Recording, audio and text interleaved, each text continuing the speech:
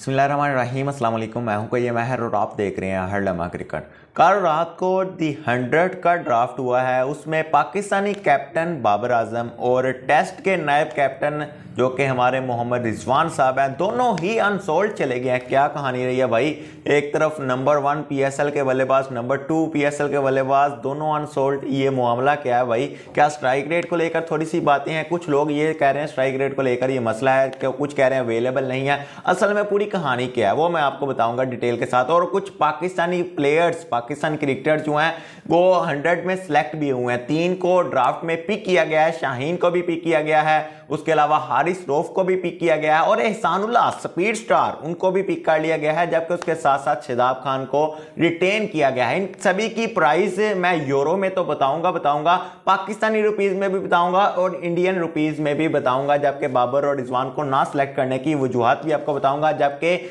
उसके साथ साथ इमरान नजीर साहब सामने आए हैं, उन्होंने कहा है कि इंडिया की टीम जो है वो पाकिस्तान से डरती है, इसलिए पाकिस्तान नहीं आ रही है, सिक्योरिटी वगैरह तो बहाना है। तो इस वाले से भी जरा मैं बात करूंगा, मुझे हंसी आ रही है इस तरह का बयान सुन के, इसके वाले से भी डिटेल के साथ बात करेंगे। सबसे पहले इस वाले से बात कर लेते हैं इमरान नजीर वाला। इमरान नजीर ने कल जो कि ब्रॉडकास्ट नादर अली का ब्रॉडकास्ट है उसके उधर गए थे और उन्होंने कहा कि भाईजान पाकिस्तान और इंडिया का जो एशिया कप वाला जो मामलात है, इंडियन टीम इसलिए नहीं आ रही कि पाकिस्तान उसको अपने ग्राउंडों में पाकिस्तान उसको हरा देगा।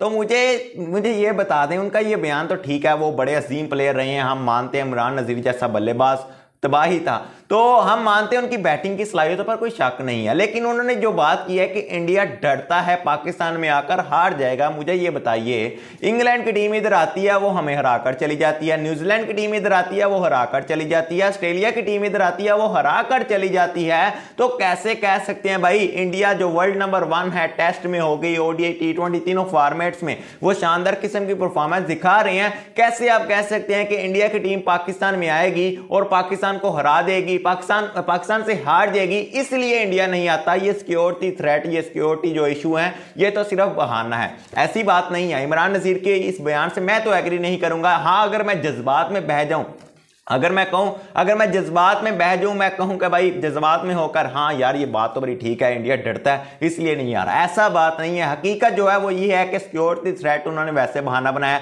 ये असल में पॉलिटिकल गेम है। सिक्योरिटी का भी कोई इतना खास इशू नहीं है। जब इंडियन टीम आएगी, अगर आती बिलफर्ज, अगर आती आएगी तो नहीं, अगर बिलफर्ज आती तो उसको बहुत ज्यादा वजीर आजम जैसी जो सिक्योरिटी प्रोटोकॉल हम देते हैं उससे डबल सिक्योरिटी उसको मिलनी थी, लेकिन अनफॉर्चुनेटली नहीं आई, लेकिन वो बातें पीछे रह गई हैं। लेकिन ये इमरान नजीर से बयान से मैं तो बिल्कुल भी एग्री नहीं करूंगा। लेकिन एज अ पाकिस्तानी अगर मैं सोचूं तो मैं हाँ कर दूंगा वैसे, लेकिन एज अ क्रिकेट एनालिस्ट मैं अगर सोचूं तो मुझे ये बात मजाक लगती है। ये अफवाह, ये बस व्यूअरशिप बढ़ाने के लिए आप कह सकते हैं, वैसे अपने आप को न्यूज में लाने के लिए कह सकते हैं, वैसे कोई बात में कोई सच्चाई नहीं है कि इंडियन टीम डरती है। भाई उनके तो माइंड में भी नहीं है। जय शाह और आप कह सकते हैं दीगर जो पॉलिटिकल जो है ना गेम खेल रहे हैं, और कोई मसला नहीं है। सिक्योरिटी थ्रेट का भी कोई मसला नहीं, डरने वाला भी कोई मसला नहीं है।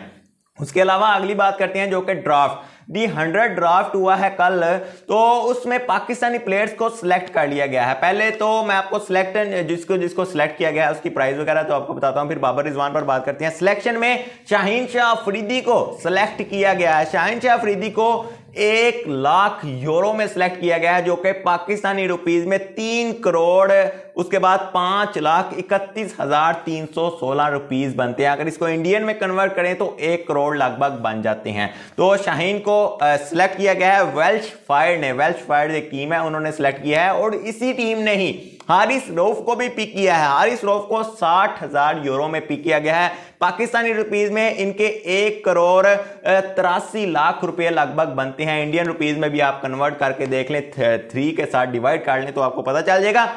दोनों स्पीड स्टारों को एक ही टीम ने हासिल किया है। वेल्श फायर ने दोनों को पिक किया है। लाहौर वाला इन्होंने मामला रखा है कि हमें जितवा देंगे, लेट्स सी क्या होता है। उसके बाद ओवल की टीम ने एक हमारे स्पीड स्टार को उठाया है, एहसानुल्लाह, जो 150 की स्पीड करते हुए नजर आए हैं। पीएसएल के दूसरे टॉप विकेट टेकर हैं। शुरू के तो सीजन में पीएसएल के पहले नंबर पर रहे थे, फिर लास्ट पर आकर एडिशन में जब लास्ट पर पहुंचा था तो दूसरे नंबर पर चले गए थे। लेकिन स्पीड स्टार को मेहनत का फल मिल चुका है। एहसानुल्लाह को 40,000 मिलियन यूरो में, जो कि इनकी टीम ओवल ने इनको पिक किया है। और पाकिस्तानी रुपीज में अगर बात करें 1 करोड़ 22 लाख रुपया बनता है। तो भाई मौजे हो गई है, एहसानुल्लाह की मेहनत जो है वो रायगा नहीं जाती है। तीसरे प्लेयर हैं, चौथे जो प्लेयर हैं वो शादाब खान है। शादाब खान को ब्रिंघम की टीम ने रिटेन किया है। इनकी बेस जो इनकी जो वैल्यू थी, रिटेन आपको पता है, रिटेन कर ले तो फिर वही टीम की तरफ से आप खेलते हैं, वही प्राइस वगैरह आती है, बढ़ा भी दी जाती है। लेकिन जो इतलात के मुताबिक शादाब खान को 1 लाख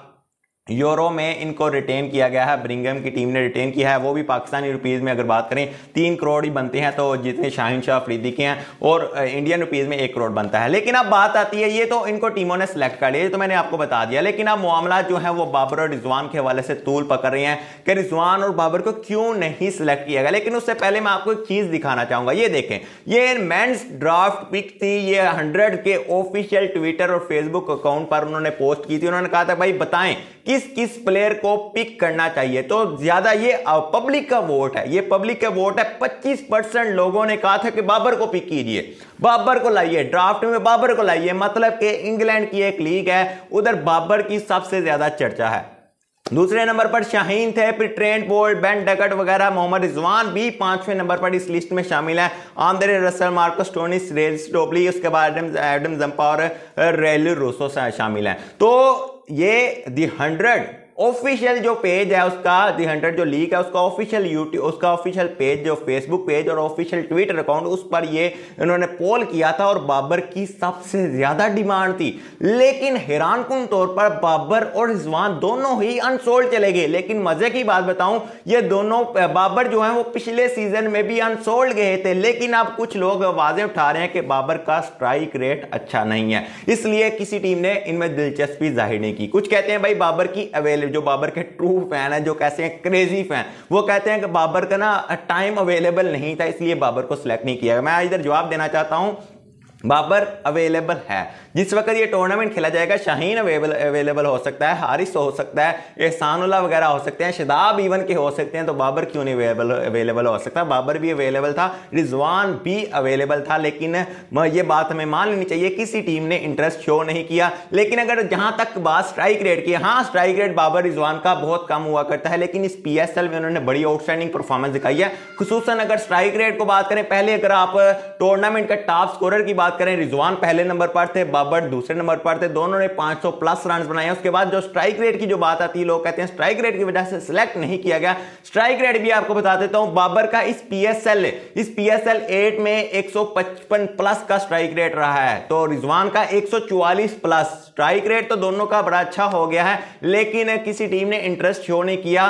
मे बी वो जानते हैं क्यों नहीं किया, लेकिन मैं समझता हूं कि one of the best batsman थे। अगर इन दोनों को सिलेक्ट कर भी लेते तो मिडिल ऑर्डर में तो खिला सकते थे ना। इनको ओपनिंग स्लॉट पर खिलाना, कौन सा भाई के ओपनिंग पर इन्होंने खेलना, मिडिल ऑर्डर पर खिला सकता था, लेकिन उन्होंने नहीं सिलेक्ट किया। इसमें कोई आप जोर नहीं लगा सकते भाई क्यों नहीं सिलेक्ट किया। हाँ, ये दोनों वर्ल्ड क्लास बल्लेबाज हैं, लेकिन ये भी मानना चाहिए कि ये दोनों सिलेक्ट नहीं हुए। अनसोल्ड गए हैं, शाहीन सोल्ड हो चुके हैं, हारिस रऊफ सोल्ड हो चुके हैं, एहसानुल्लाह जैसा बल्ले जो कि बॉलर वो सोल्ड हो चुका है, शादाब रिटेन हो चुके हैं। ये दोनों क्यों नहीं हुए, सवाल तो है। लेकिन लेट्स सी, अगली वीडियो में हम आपको मिलते हैं। अपना बहुत ज्यादा ख्याल रखिएगा, दुआ में अपने होस्ट कहिए, मेरे को याद रखिएगा। अल्लाह हाफिज।